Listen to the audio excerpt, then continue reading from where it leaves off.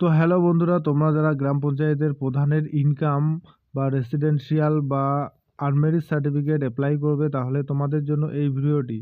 তো প্রধানের income apply করার জন্য প্রথমে তোমরা তোমাদের ক্রোম ব্রাউজারের বা গুগল ওপেন করে সেখানে টাইপ করবেন WBPMS লিখে সার্চ করলে আপনাদের সামনে অফিসিয়াল ওয়েবসাইটটি চলে আসবে, পঞ্চায়েত ম্যানেজমেন্ট সিস্টেম বা PMS।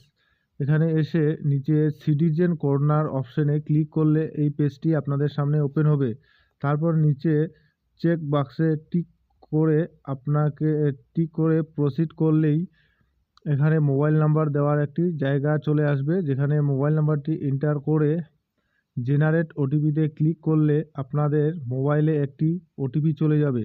সেই ওটিপিটি এখানে বসিয়ে দিয়ে ভ্যালিডেট ওটিপি করতে হবে।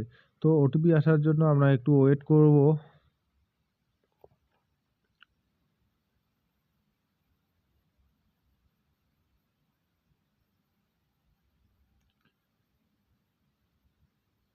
তো আমাদের মোবাইলে ওটিপি চলে এসেছে। এবার এই ওটিপিটি আমি এখানে বসিয়ে দিয়ে ভেরিফাই অ্যান্ড কন্টিনিউতে ক্লিক করব। এরপরে আপনাদের সামনে এরকম একটি পেজ চলে আসবে। প্রথমে আপনি ডিস্ট্রিক্ট সিলেক্ট করবেন, তারপরে আপনার ব্লক সিলেক্ট করবেন, তারপর আপনি যে গ্রাম পঞ্চায়েতে বাস করেন সেই গ্রাম পঞ্চায়েতের নামটি সিলেক্ট করবেন এবং পাশে সংসদ নাম্বার বা আপনাদের যে পঞ্চায়েতের আন্ডারে বাস করেন তাকে এখানে সিলেক্ট করে বসিয়ে দিতে হবে। তো আমি এখানে বসিয়ে দিচ্ছি। এরপর SSC নং বা এগুলো দেওয়ার দরকার নেই। তো এরপরে নিচের এসে এখানে স্যালুটেশনটা বসিয়ে দিতে হবে। এরপর নিজের নাম এখানে লিখে দিতে হবে। তারপর গার্জিয়ান নেমটি এখানে আমি বসিয়ে দিব।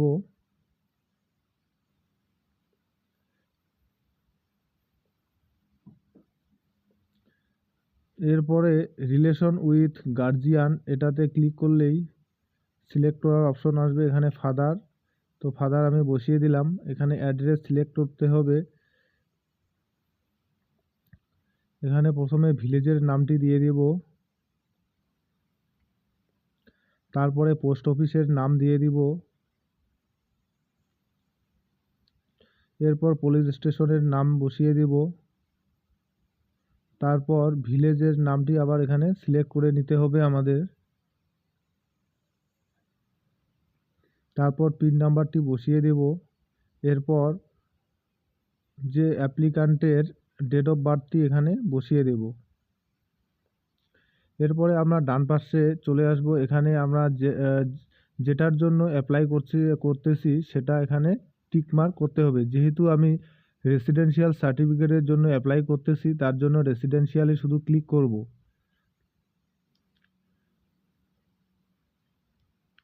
এরপরে এখানে আমাদের ডকুমেন্টসগুলি সিলেক্ট করতে হবে। প্রথমে আধার কার্ড সিলেক্ট করলাম, এরপরে আধার কার্ডের নাম্বারটি এখানে বসিয়ে দেব। তারপর চুজ ফাইলে ক্লিক করে আধার কার্ডটিকে আপলোড করে নেব। এরপরে আপনাদের ট্যাক্সের রসিদ দিতে পারেন বা ভোটার কার্ড দিতে পারেন বা রেশন কার্ড দিতে পারেন। তো আমি এখানে ভোটার কার্ডটি দিলাম। এখানে ভোটার কার্ডের নাম্বারটি আমি বসিয়ে দেব।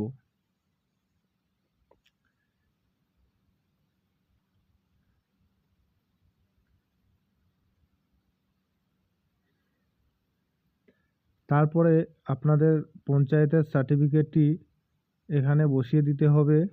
তারপর একটি ফটো আপলোড করতে হবে।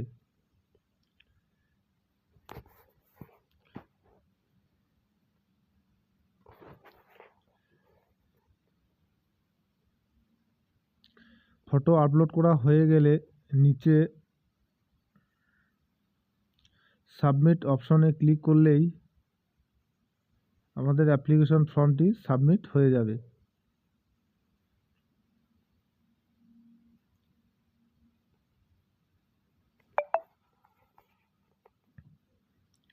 ফটোটি যেহেতু বড় হয়ে গেছে তার জন্য আমি এটাকে রিসাইজ করে নিলাম। এরপরে চুজ ফাইলে ক্লিক করে ফটোটিকে সিলেক্ট করে আমি এখানে বসিয়ে দেব।